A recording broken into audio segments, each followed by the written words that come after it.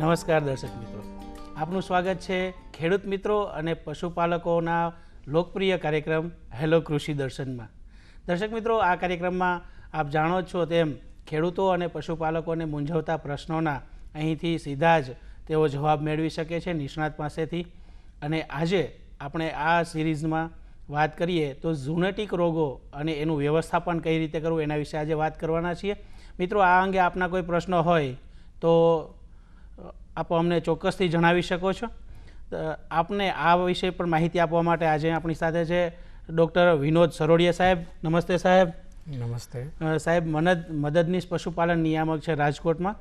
સાહેબ, આપ અમને સૌથી પહેલાં એ જણાવો કે જે આપણે પ્રાણીઓ સાથેનું જે માનવીય જીવન રહ્યું છે એ અનાદિકાળથી એક સાથે જીવતા આવ્યા છે અને જેમ કહેવાય છે કે સંગત એવી અસર, તો માણસોની સાથે જે પશુઓની સાથે આપણે રહ્યા છીએ માનવના આદિકાળથી, તો આદિકાળથી લઈને અત્યાર સુધીમાં જે ઘણા એવા પ્રશ્નો ઉદ્ભવ્યા છે કે જે પશુઓના રોગો અથવા પશુઓને લીધે થઈને કોઈ રોગ માણસોને થતા હોય, તો આ જે પરિસ્થિતિ છે એના વિશે તમે થોડી પ્રાથમિક માહિતી આપો. હવે અનાદિકાળથી આમ આપણે જોઈએ તો આપણા પાષાણ યુગથી જ્યારે આપણું સિવિલાઇઝેશન નહોતું થયું ત્યારથી માનવી છે પશુની સાથેનો અતૂટ નાતો રહેલો છે.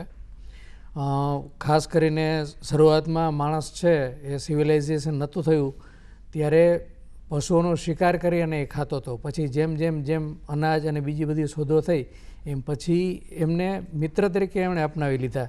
એટલે ગાય ભેંસ છે એનું દૂધ માંસ છે એ ખોરાકમાં ઉપયોગ કરતો, કૂતરા અને બિલાડી જેવા પશુઓને પોતાના સાથી તરીકે એનો ઉપયોગ કરતો, અને ઘોડા છે, ઊંટ છે, બળદ છે એવા જે પશુઓ છે એનો એ પરિવહન તરીકે ઉપયોગ કરતો હતો. હવે આ બધું એકી પશુઓમાંથી બધો લાભ લેતા લેતા પ્રસાદ રૂપે ક્યારેક પશુઓની અમુક જે બીમારીઓ છે એ બીમારીઓને અજાણતા જ માણસને ભેટ રૂપે મળે છે. એટલે આવી જે બીમારીઓ છે કે જે રોગો પશુઓમાંથી માણસમાં લાગુ પડે છે એ રોગોને પ્રાણીજન્ય રોગો અથવા ઝૂનોટિક રોગો કહેવાય. અને આવા જે રોગો છે એ પશુઓમાંથી માણસમાં જે ફેલાવાની ક્રિયા છે એને ઝૂનોસિસ કહેવામાં આવે છે. આવા રોગો છે એ આખી દુનિયામાં વાત કરીએ તો આપણને નવાઈ લાગશે કે 300થી વધારે રોગો એવા છે કે જે સીધી અડકતરી રીતે પશુઓમાંથી માણસમાં આવી શકે. દર્શક મિત્રો, આપણે પણ એ જાણવાનું ગમશે કે જે પશુઓથી લઈ અને એના સંસર્ગમાં આવતા માણસોમાં કયા કયા રોગો અને ખાસ કરીને જે જીવલેણ રોગો છે અથવા તો જે ઝડપથી ફેલાતા અથવા તો જે ચેપી રોગો છે, તો એ ચેપી રોગો વિશે એ કયા કયા છે એના વિશે આપણે સાહેબ પાસેથી જાણીએ. સાહેબ, એ જે ઝૂનોસિસ જે છે એ કયા કયા હોય છે? હવે આ ઝૂનોસિસ 300થી વધારે છે, પણ આપણે સમયની મર્યાદાઓ છે અને ખાસ કરીને આપણા વિસ્તારને અનુરૂપ આપણા વિસ્તારમાં જે રોગો જોવા મળે એની વાત કરીએ તો ખાસ કરીને સૌથી મહત્ત્વના રોગોની અંદર હડકવા, લગભગ બધાને એનો પરિચય હોય છે અને કોઈ ક્ષેત્ર ખાલી નહીં હોય કે જે વિસ્તારની અંદર હડકવાનો કેસ ના થયેલો હોય. WHO વર્લ્ડ હેલ્થ ઓર્ગેનાઇઝેશનના કહેવા પ્રમાણે દુનિયામાં કોઈ પણ ભયંકર રોગ હોય તો એ હડકવાનો રોગ છે. ત્યાર પછી કાઉપોક્સ છે, પછી યલો ફીવર છે, જાપાનીઝ એન્સેફલાઇટિસ છે, એ થોડા ઓછા પ્રચલિત છે. આ બધા વાયરસથી થતા રોગ છે. એ સિવાય બેક્ટેરિયાથી થતા રોગની વાત કરીએ તો ખાસ કરીને પશુમાંથી આવતા રોગમાં ક્ષય એટલે કે ટ્યુબરક્યુલોસિસ અથવા તો ટીબી, પછી બ્રુસેલોસિસ અને ગ્લેન્ડર હમણાં એના કેસ જોવા મળે છે અને છાપા અને મીડિયામાં અવારનવાર બધા થોડા વાકેફ થઈ ગયેલા છે. અને લેપ્ટોસ્પાયરોસિસ. આ રોગો છે આપણા વિસ્તાર પ્રમાણે અવારનવાર થતા હોય અને મહત્ત્વ ધરાવતા હોય એવા રોગો બધા રોગ છે. દર્શક મિત્રો, આપણે જોયું કે ઝૂનોસિસ એટલે કે ઘણા બધા એવા રોગો છે જે આપણને પશુઓ થકી થઈ શકતા હોય છે. તો આ જો રોગમાં સાહેબ તમે જે કહ્યા અમુક નામ કહ્યા તેમાં સૌથી પહેલાં હું આપણે દર્શક મિત્રોને જણાવવા માગીએ કે જે કાઉપોક્સ છે એના વિશે થોડી વિશેષ માહિતી આપો. કાઉપોક્સ અથવા તો એટલે ગાયમાં થતો હોય તો એને કાઉપોક્સ કહેવાય, બફેલોમાં થતો હોય તો એટલે ભેંસમાં થતો હોય એને બફેલો પોક્સ કહેવાય. કાઉપોક્સ અથવા તો બફેલો પોક્સ છે એ આપણે માણસની અંદર જે ઓરી અછબડા થાય ને એ ટાઈપના વાયરસથી થતો રોગ છે, વેક્સિનિયા વાયરસથી થાય. અને ખાસ કરીને જે દૂધણા પશુ હોય ગાય કે ભેંસ એને આવ અને આંચળ ઉપર નાની નાની શરૂઆતમાં ફોલ્લીઓ થાય, પછી ફોલ્લીઓમાં પાણી ભરાય અને એ પાણી ભરાયા પછી અમુક ટાઈમ પછી ફોલિયો ફૂટી જાય અને એમાંથી એ પાણી નીકળે અને ભીંગડા વળી જાય. હવે ખાસ કરીને આ રોગ છે બહુ જીવલેણ નથી, બહુ મંદ સ્વરૂપમાં જોવા મળે અને 8-10 દિવસની અંદર પશુ રૂજ આવી જાય અને પૂર્વવત થઈ જાય. હવે જ્યારે આવા પશુઓને આવ અને આંચળ ઉપર આ ફોલિયો હોય એને જ્યારે એનો દોનારો હોય એને જ્યારે દોવે ત્યારે આકસ્મિક રીતે એના હાથમાં એનો ચેપ લાગે, એટલે માણસને પણ હાથમાં આ ફોલ્લી થાય અને પછી એમાં રસી ભરાય અને દુખાવો થાય અને માણસને પણ 8-10 દિવસમાં મટી જતું હોય છે. પણ જ્યારે આવા પશુઓ આ એકદમ ચેપી રોગ છે, વાયરસથી થતો એકદમ ચેપી રોગ છે, એટલે આવા રોગિષ્ઠ પશુને જ્યારે માણસ દોવે ત્યારે માણસને તો ચેપ લાગે જ છે, પણ એના હાથ મારફતથી જ્યારે બીજા તંદુરસ્ત પશુને દોતો હોય છે તો બીજા સારા પશુની અંદર પણ એનો ચેપ લાગે છે. એટલે ખાસ કરીને જો ધ્યાન રાખવામાં ના આવે તો એક પશુમાંથી એના 5, 6, 7 જેટલા પશુ હોય એ બધાને એકી સાથે આ રોગ થઈ જાય. એટલે જ્યારે પણ આવો આપણને ચેપ લાગેલો જોવા મળે તો ચેતી જઈ અને પશુપાલકે જે બીમાર પશુ હોય જેના આવ અને આંચળ ઉપર આ કાવપોક્સના લક્ષણો હોય એવા પશુને અલગ રાખી દેવાનું, એને સૌથી છેલ્લે દોવાનું અને એવા પશુને દોતી વખતે હાથમાં પ્લાસ્ટિકના મોજા પહેરી અને દોવાનું રાખવું જોઈએ અને દોયા પછી એને સાબુથી હાથ ધોઈ નાખવા જોઈએ અને સાબુથી હાથ ધોઈ અને પછી બીજા પશુને એને સેવા ચાકરી અથવા તો દોવાની ક્રિયા કરવી જોઈએ. ગાય અને ભેંસના આવ અને આંચળ ઉપર જે આ ફોલ્લી થઈ હોય, ભીંગડા વરેલા હોય એ દુખાવો તો બહુ કરે જ છે. માણસને પણ હાથમાં જે આ કંઈ ચિહ્નો થાય એ પણ દુખાવો કરે. એની ઉપર જે બજારમાં એન્ટિસેપ્ટિક મલમ હોય એ લઈ અને લગાવવાથી દુખાવો ઓછો થાય છે. પેનકિલર દવા પણ લેવાય. ઘણી વખત ક્યારેક તાવ પણ આવી જતો હોય છે, પણ સામાન્ય રીતે 8, 10, 15 દિવસની અંદર આ રોગ એની મેળે સેલ્ફ લિમિટિંગ હોવાથી કાબૂમાં આવી જતો હોય છે. વધારાની કોઈ સારવાર કરવાની જરૂર પડતી નથી. દર્શક મિત્રો, ખાસ કરીને અત્યારે આપણે જાણીએ કે જ્યારે પણ આપણે પશુપાલન સાથે જેટલા જોડાયેલા છે એ બધા મિત્રો ખાસ જાણે કે જ્યારે પણ આપણે પશુને દોહતા હોઈએ ત્યારે ખાસ તો આપણે પશુઓના આવની પણ કાળજી લેવી જોઈએ અને આંચળની કાળજી લેવી જોઈએ. અને ખાસ કરીને જ્યારે આપણે દોઈએ છીએ ત્યારે જે સાહેબે જેમ કહ્યું કે આપણે સુરક્ષાત્મક પગલાં પણ લેવા જોઈએ કે આપણે હાથમાં પ્લાસ્ટિકના મોજા પહેરવા અથવા તો જે વ્યવસ્થિત રીતે સાબુથી હાથ ધોઈ અને એ આપણે દોહન ક્રિયા કરવી જોઈએ. હવે સાહેબ જે હમણાં તમે બીજું મહત્ત્વનો એક રોગ વિશે વાત કરી કે જે WHOએ પણ એને બહુ ખતરનાક રોગ કહ્યો છે કે જે હડકવા. તો આ હડકવા અને પશુ અને માનવી આનું જે પેલું જે બધા જોઈન્ટ છે જે ચેનલ છે એના વિશે દર્શક મિત્રોને થોડી માહિતી આપો. નરેન્દ્ર, બહુ સરસ પ્રશ્ન છે. હવે હડકવા છે એ એકદમ ચેપી તો છે જ, વાયરસથી થતો રોગ છે, રેબડો વાયરસથી એ થાય છે અને દુનિયાના ઘણા બધા દેશોમાંથી એને નાબૂદ પણ કરી દેવામાં આવ્યો છે. પણ એની ચેનલ એવી છે કે હડકવાના જે વાયરસ હોય એ વગડાના અથવા તો જંગલના જે પશુઓ હોય, ખાસ કરીને શિયાળ છે, નોળિયો છે, વરુ છે, ચામાચીડિયા છે, એની અંદર આ રોગના જંતુ હોય એટલે એ રોગના વાહકો તરીકે કામ કરે.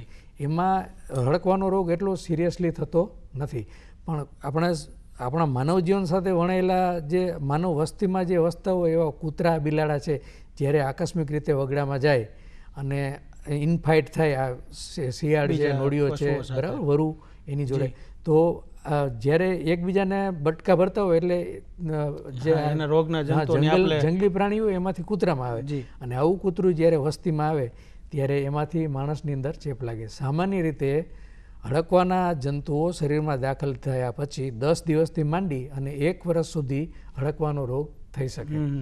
હવે દરેક કૂતરું હોય તો એ દરેક કૂતરાની લાળની અંદર હડકવાના વાયરસ હોતા નથી. ફક્ત હડકાયું કૂતરું હોય એના લાળની અંદર એના વાયરસ હોય છે.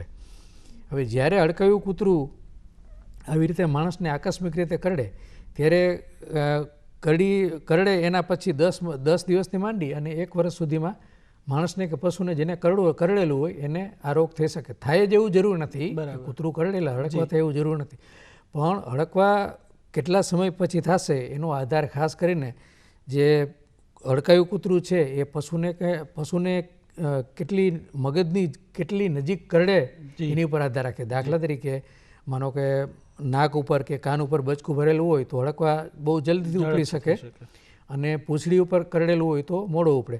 બીજી જે પરિબળની વાત કરીએ તો ખાસ કરીને જે બચકું ભરેલું હોય, એ બચકું જેટલું ઊંડું હોય, ઘાવ જેટલું ઊંડું હોય એટલો રોગ થવાની શક્યતા વધે. અને બચકું ભરતી વખતે કૂતરાના કે બિલાડાના જે લાડુ હોય એમાં વાયરસનું પ્રમાણ કેટલું છે, કોન્સન્ટ્રેશન, એ જેટલું વધારે હોય એટલું રોગ થવાની શક્યતાઓ વધારે રહેતી હોય છે. સામાન્ય રીતે જ્યારે પશુને હડકાયું કૂતરું કરડે ત્યારે એક મોટી આપણે મુશ્કેલી એ પડે કે આપણા જે પશુઓ છે એ બધાના શરીર ઉપર વાળ હોય છે નરેન્દ્રભાઈ. એટલે હડકાયું કૂતરું જ્યારે કરડી ગયું હોય, વાડામાં બાંધેલું હોય પશુ, તો ખબર પણ પડતી નથી કે હડકાયું કૂતરું કરડી ગયું છે, પણ ગામમાં હડકાયું કૂતરું થયું હોય એવું આપણે ખબર હોય છે. હવે જ્યારે પશુને આવું હડકાયું કૂતરું કરડે ત્યાર પછી શરૂઆતના તબક્કામાં ખૂબ ઊંચો તાવ આવે અને ખાસ કરીને ગળાના સ્નાયુ ઉપર લકવાની અસર થાય. એટલે પશુ શરૂઆતના તબક્કામાં છે ને ખાવાની કોશિશ કરે પણ ગળે ઉતારી શકે નહીં. એટલે પશુપાલકને એમ લાગે કે મારા પશુને ગળામાં કંઈક પ્રોબ્લેમ છે. એટલે 1 કે 2 કે 3 દિવસ પછી એની જે પૂંછડી છે અને પાછળનો ભાગ હોય એ થોડોક આમ વળેલો રાખે. પછી પશુ છે બરાડે, એટલે ભાંભરે, ઘડીએ ઘડીએ ભાંભરે, બરાબર. અને મોઢામાંથી લાળ પડે, આંખો છે એકદમ ચકડ વકડ ખુલ્લી રાખી અને જોવે. પછી ધીમે ધીમે પક્ષઘાત અને એકદમ જે એક્સાઇટમેન્ટ છે એ જોવા મળે, ઉત્તેજિત થઈ જાય પશુ, મારવા દોડે. અને ઘણી વખત છે એ ગમાણ કે દિવાલની સાથે માથું દબાવીને ઊભું રહે, આવું થાય. અમુક સમય પછી પશુ એકદમ નોર્મલ થઈ ગયું એવું લાગે અને અમુક સમય પછી એના એપિસોડ આવે, વળી એ મારવા કે બટકું ભરવા માટે દોડે. એટલે આવા બધા એના મુખ્ય લક્ષણો હોય છે. સાહેબ તમને અટકાવીશ, એક દર્શક મિત્ર આપણી સાથે છે, સાંભળીએ. હલો કૃષિ દર્શન. હલો. હાજી હાજી, આપનો પ્રશ્ન જણાવો કિશોરભાઈ. એમાં એવું છે સાહેબ, જી, કૂતરું બહુ બટકું ભરે, બરોબર, જી, એના માટે આપણે શું કરવું પડે? આપણે હાલ્યા જતા હોય જી, તો પાછળથી સારું બટકું ભરી લે છે, ઓમ આમ સાદા જ હાલી જતું હાલ્યું જતું હોય, પણ આપણે પાછળથી મને 2-3 વાર એવું બટકું ભરેલ છે, તો એના માટે શું કરવું પડે? એના હા કિશોરભાઈ, તમારો પ્રશ્ન સારો છે. હવે કૂતરું પહેલાં તો એ છે કે તમારું પાડેલું છે કે બીજાનું છે, શેરીનું છે? બીજાનું, રસ્તે બહારનું છે. અચ્છા, તો એવા કૂતરાને તમારે કોઈ એનો જાણીતો હોય, જેનું હેવાયું હોય, જેને આપણે કહેવાય, તો એને લઈ અને તમે નજીકનું જે પશુ દવાખાનું હોય ત્યાં લઈ જાઓ અને એને હડકવા વિરોધી રસી, આપણે હડકવા વિરોધી રસી છે 2 ટાઈપની આવે. એક કૂતરું કરડ્યા પછી અને કોઈ પણ કૂતરું કરડે એ પહેલાં. એટલે કૂતરાને દર વર્ષે હડકવાની રસી આપણે મૂકાવી લઈએ તો એવું કૂતરું છે આપણને કરડે તો હડકવા એને પણ હડકવા થવાની શક્યતા ઘણી બધી ઘટી જાય. અને જે રસી આપેલું હોય એવું કૂતરું આપણને કરડે તો આપણને પણ હડકવા થવાની શક્યતા ઘણી બધી ઘટી જતી હોય છે. એટલે આપણા પાળેલા કૂતરા હોય એને પણ દર વર્ષે હડકવા વિરોધી રસીનો ડોઝ આપી દેવો જોઈએ. સાહેબ, આપણે વાત કરતા હતા કે જે હડકવાનો રોગ છે, હા, અને એના વિશે આપણે તમે દર્શક મિત્રોને વાત પણ કરી. અને પણ હજી આપણે આગળ વાત કરીએ પહેલાં એક બીજા દર્શક મિત્ર આપણી સાથે છે. હલો કૃષિ દર્શન. હાજી, હું ખુશાલભાઈ ડોડિયા રાજકોટથી બોલું સાહેબ. જી, ગાયને આચરમાં જે દોવા પીવી ને સાહેબ, જી, હા, તે આચર દુખે, ઉઠલા બહુ મારે સાહેબ. હવે આંચળ દુખતું હોય તો એમાં 2 વસ્તુ છે કે દૂધ કેવું આવે છે. ઘણી વખત આવનો રોગ હોય, મસ્ટાઇટિસ કહેવાય એને, તો એમાં દૂધ છે એ પાણી જેવું આવે અથવા ફોદા આવે, બરાબર, અથવા લોહી આવે. જો એવું હોય તો એને મસ્ટાઇટિસ કહેવાય. એટલે તમારે પશુ ડૉક્ટરને બોલાવી તમારા પશુની સારવાર કરાવી લેવી જોઈએ. અને માનો કે એનાથી સારું ના થાય તો દૂધની લેબોરેટરી કરાવી લેવી જોઈએ, એટલે જેથી કઈ દવા લાગુ પડશે એનો આપણે ખ્યાલ આવે. અને પશુ જે ઉથલા કરે છે એ આખો જુદો પ્રશ્ન છે. એના માટે તમારે પશુ ડૉક્ટરને બોલાવી અને એની પાસે નિદાન કરાવી લેવું જોઈએ કે ભાઈ ઉથલા શેને લીધે કરે છે. એની પશુ છે મોંઘું છે, ગરમીમાં આવે છે ત્યારે ખબર પડતી નથી, અથવા તો ગર્ભાશયમાં ચેપ છે કે શું. એટલે આના માટે તમારે કોઈ પણ પશુ ડૉક્ટરની મુલાકાત કરાવી લેવી જોઈએ, અથવા તમારા પશુને નજીકના પશુ દવાખાને લઈ અને તપાસ કરાવડાવી લેવી જોઈએ. સાહેબ, આપણે વાત કરતા હતા હડકવાના જે રોગિષ્ટ પશુઓ હોય, તો આ જે રોગિષ્ટ પશુઓ છે એને સંસર્ગમાં આવવાથી માણસને જ્યારે હડકવાનો રોગ કેવું થાય તો એના જે તબીબી ઈલાજ કઈ રીતે કરી શકાય? બરાબર છે. હવે નરેન્દ્રભાઈ, હડકવાનો જે રોગ છે, આપણે મારે 2 વસ્તુ હજી એક કહેવાની ભૂલી ગઈ કે એક એની ખાસિયત એ છે કે હડકાયું પશુને જ્યારે હડકવા ઉપડે ત્યારે એની એક ખાસિયત એ છે કે જે પશુ છે એ માનો કે તોફાની હોય એ પશુ એકદમ શાંત થઈ જાય. એટલે જંગલી પશુ હોય કોઈ પણ તો અથવા કૂતરો કે માનો કે આપણું ઘરનું પશુ હોય અને એને હડકવા થયો હોય એની અસર થાય તો શરૂઆતમાં જે બહુ તોફાની હોય ને તો એકદમ શાંત થઈ જાય અને શાંત પશુ એકદમ તોફાની થઈ જાય વર્તનમાં બહુ ફેરફાર થાય. પહેલી વસ્તુ એ.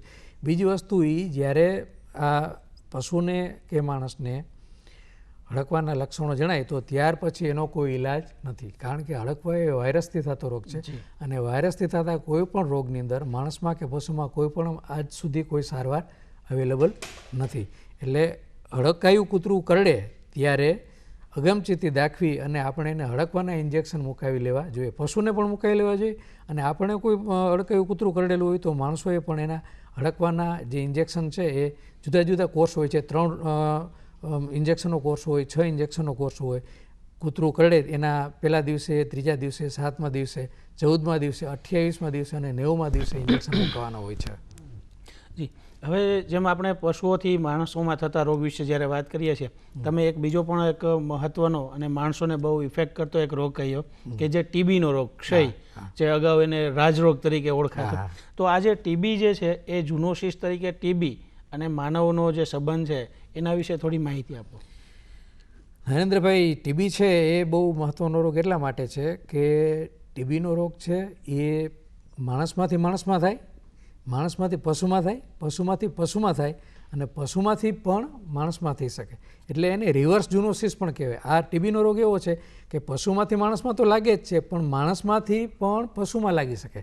એટલે માનો કે કોઈ ટીબીનો પેશન્ટ હોય અને એના પશુની સેવા ચાકરી કરતો હોય તો એના પશુને પણ એ રોગ લાગુ પડી શકે. હવે જે ટીબીના જંતુઓ છે સાહેબ, આપણે અટકાવીશ. એક દર્શક મિત્ર આપણી સાથે છે. હલો કૃષિ દર્શન. હલો. હા જી દર્શક મિત્ર. હા સર, આપણે એક ભેંસને કૂતરું કર્યું છે, બરોબર? જી. આપણે એને પછી ખરાબ નહીં કરતું એનું દૂધ ખવાય છે નહીં? માફ કરશો, પાછું ફરીથી તમારો આપનો પ્રશ્ન બોલશો. જણાવશો. હલો. હા જી, આપનો પ્રશ્ન ફરીથી જણાવો. હા સર, ભેંસને કૂતરું કર્યું છે, બરોબર સર? જી. એને ખ્યાલ નથી હડકાયું છે કે કેવું છે, બરોબર? કે એનું દૂધ ખવાય કે નહીં? દૂધમાં બહુ સરસ પ્રશ્ન છે તમારો, વેરી નાઇસ. ભેંસને તમારે હડકાયું કૂતરું કરડેલું હોય અને હડકાયું થયું હોય એની વસ્તુ જુદી છે. ખબર નથી દર્શક મિત્ર. અચ્છા, હા. હવે કોઈ પણ કૂતરું કરડે એટલે પહેલાં તો હડકવા થાય નહીં, બરાબર? હડકાયું કૂતરું કરડે તો જ હડકવા થાય, પહેલી વસ્તુ એ. બીજા નંબરમાં હડકાયું કૂતરું કરડેલું હોય તો આપણે સાવચેત, એનો પછી કોઈ ઈલાજ નથી. એટલે તમારા પશુને કૂતરું કરડેલું હોય તો હડકવાના જે 6 ડોઝ છે એનો કોર્સ ચાલુ કરાવી લેવો જોઈએ વહેલી તકે, બરાબર? બીજી વસ્તુ એ કે દૂધ કોઈ પણ જે હડકવા ઉપડે તો કુદરતી જે સિક્રેશન્સ હોય, નેચરલ સિક્રેશન્સ બોડીના, એ બધાની અંદર હડકવાના વાયરસ આવે. એટલે લાળ છે, પછી આંસુ છે, પેશાબ છે, દૂધ છે, બધાની અંદર આવે. પણ દુનિયામાં હજુ સુધી દૂધ મારફતે કોઈને હડકવા થયો હોય એવો રિપોર્ટિંગ જોવા મળ્યું નથી, પહેલી વસ્તુ. બીજી વસ્તુ એ કે જે આપણે દૂધ સામાન્ય રીતે પશુનું પીતા હોઈએ છીએ એ ઘરે ગરમ કરીને પીતા હોઈએ છીએ. એટલે હડકવાના જે વાયરસ છે એકદમ ફ્રેજાઇલ હોય છે. એટલે આપણે ઘરે દૂધ ગરમ કરીએ ત્યારે એના જંતુઓ નાશ પામે છે. બીજા નંબરમાં માનો કે કાચું દૂધ ખાધેલું હોય તો પણ આપણે કાચું દૂધ ખાતા હોય અને એક વખત આપણે જે દૂધ આપણા હોજરીમાં પહોંચે તો હોજરીની અંદર જે એસિડ સિક્રેટ થતો હોય એ હોજરીની જે પીએચ હોય એમાં પણ વાયરસ એના મરી જતા હોય છે. એટલે મોઢાની અંદર અથવા તો અન્નનળીમાં ચાંદા હોય તો જ પણ ટેકનિકલી એમ કે હડકવા થવાની શક્યતા રહે છે. બાકી હોજરીમાં એક વખત પહોંચી ગયા પછી પણ વાયરસના જંતુઓ મરી જતા હોય છે. એટલે એ આસ્પેક્ટ ઉપર બહુ ચિંતા કરવાની જરૂર રહેતી નથી. અચ્છા, હવે આપણે જે ટીબીના જે રોગ વિશે વાત કરતા હતા તો એના પણ એ રીતે જ કરી શકાય કે દૂધ ગરમ કરીને પીધું હોય તો ટીબી ન થાય કે બીજા કોઈ? હા. હવે નરેન્દ્રભાઈ, એમાં એવું છે કે ટીબીના જે માણસમાં ટીબી થાય છે એ માઇકોબેક્ટેરિયમ ટ્યુબરક્યુલોસિસ નામના બેક્ટેરિયાથી થાય. પશુઓમાં જે ટીબી થાય છે એ માઇકોબેક્ટેરિયમ બોવિસ નામના બેક્ટેરિયાથી થાય છે. હવે ખાસ કરીને ગાય છે, ઘેટા, બકરા છે, એમાંથી આ ટીબીનો ચેપ આવી શકે છે. એટલે એમાં જે ડાયરેક્ટ કોન્ટેક્ટમાંથી આવે, શ્વાસોશ્વાસ મારફતે લાગે, બીમાર પશુના મળમૂત્રમાંથી પણ ચેપ લાગી શકે, માંસમાંથી પણ લાગી શકે અને દૂધમાંથી પણ લાગી શકે. દૂધ તો આપણે ઘરે ગરમ કરીએ તો પણ જે ટીબીના જંતુઓ હોય દૂધ આપણે ઘરમાં સામાન્ય રીતે 2-3 ઉફાણા લઈ આવીએ તો એમાં ટીબીના જંતુઓ મરતા નથી. એના માટે પાસ્ચરાઇઝ કરેલું દૂધ છે, જે ડેરીમાંથી પાસ્ચરાઇઝેશનની પ્રક્રિયા થાય તો એ દૂધ આપણે પીએ તો એમાંથી ટીબી થતો નથી. અચ્છા, હવે દર્શક મિત્રો, આપણે જે આજનો વિષય છે ઝૂનોટિક રોગો, એના વિશે જ્યારે આપણે વાત કરીએ છીએ તો સાહેબ સૌથી એક કહ્યું છે કે જે આપણે તકેદારી રાખી એ જ આપણો બચાવ હોય છે. તો પશુઓથી થતા રોગો ન થાય એના માટે જે તકેદારી રાખવી જોઈએ એ ખૂબ જ ટૂંકમાં આપ જણાવી દો. નરેન્દ્રભાઈ, હવે જે ઝૂનોટિક રોગોનું જે વ્યવસ્થાપન એટલે કે મેનેજમેન્ટ છે એ મુદ્દા ઉપર આવીએ તો જે અમુક આપણે પાણી પહેલાં પાળ બાંધવાની વાત છે. તો સૌની પહેલાં તો આપણે કોઈ પણ જે રોગ ઝૂનોટિક રોગ છે એ માણસમાં ના થાય એના માટે સૌથી મહત્ત્વનું પાસું હોય તો ચોખ્ખાઈ. આપણે કહેવત છે કે સ્વચ્છતા ત્યાં પ્રભુતા. આપણા શરીરની, આપણા ઘરની, આપણા રહેઠાણની અને આપણી આજુબાજુનું વાતાવરણ જેટલું ચોખ્ખું હશે તેટલી રોગ ઓછા હશે, પહેલી વસ્તુ. બીજી વસ્તુ એ કે પશુઓની જે પેદાશો આપણે ઉપયોગ કરતા હોય તો રોગિષ્ઠ પશુ જે છે એનું દૂધ છે એ ગરમ કરીને પીવું જોઈએ. પછી માંસ છે, બીજો જે ખોરાક પેદાશનો ઉપયોગ કરીએ એ પણ વાસી નહીં ખાવાની, તાજી ખાવાની અને રાંધીને ખાવી જોઈએ. અને પશુના સંપર્કમાં હોઈએ ત્યારે રોગિષ્ઠ પશુના સંપર્કમાં રહેતી વખતે ખાસ કાળજી રાખવી જોઈએ અને આંખ ઉપર ચશ્મા પહેરવા જોઈએ, મોઢા ઉપર માસ્ક બાંધવો જોઈએ, હાથમાં મોજા પહેરવા જોઈએ. આવી બધી તકેદારીઓ રાખવી જોઈએ. દર્શક મિત્રો, આ સાથે આપણે આજની કૃષિ સલાહ પણ જોઈ લઈએ કે મગફળીના પાકમાં જ્યારે સૂયા અને પોપટા બેસવાની અવસ્થાએ સફેદ મૂંડાનો આતંક દેખાય તો ફોરેટ 10% દાણાદાર દવા 25 કિલોગ્રામ પ્રતિ હેક્ટરે જમીનમાં પૂરતો ભેજ હોય ત્યારે નાખવી, અથવા ક્લોરપાયરીફોસ દવા 4 લીટર પ્રતિ હેક્ટરે 25 ml 10 લીટર પાણીમાં મિશ્ર કરીને જમીનના થડની ફરતે રેડવું. પાનના ટપકાના રોગમાં આગોતરા નિયંત્રણ માટે હેક્ઝાકોનાઝોલ 15 ml અથવા ટેબુકોનાઝોલ 10 મિલી 10 લીટર પાણીમાં મિશ્ર કરીને છંટકાવ કરવો. આ ઉપરાંત જો મરચીમાં ફૂલ અવસ્થાએ થ્રિપ્સનો એટેક જોવા મળે તો પ્રોફેનોફોસ 20 ml અર્થે લીંબોડીનું તેલ 50 ml અથવા લીંબોડીના મીંજનું 5% અર્કનું દ્રાવણ 500 ml 10 લીટર પાણીમાં મિશ્ર કરીને છંટકાવ કરવો. આ સિવાય જો કાકડીમાં થ્રિપ્સ કે સફેદ માખી જોવા મળે તો તેના નિયંત્રણ માટે એસિટામિપ્રિડ 20% જે 5 ગ્રામ અને લીંબોડીનું તેલ 50 ml અથવા લીંબોડીના મીંજનું 5%નું અર્કનું દ્રાવણ 500 ml એ 10 લીટર પાણીમાં મિશ્ર કરીને છંટકાવ કરવો જોઈએ. ઝૂનોટિક રોગો વિશે માહિતી આપી એ આપવા બદલ સરોડિયા સાહેબ આપનો ખૂબ ખૂબ આભાર. નમસ્તે.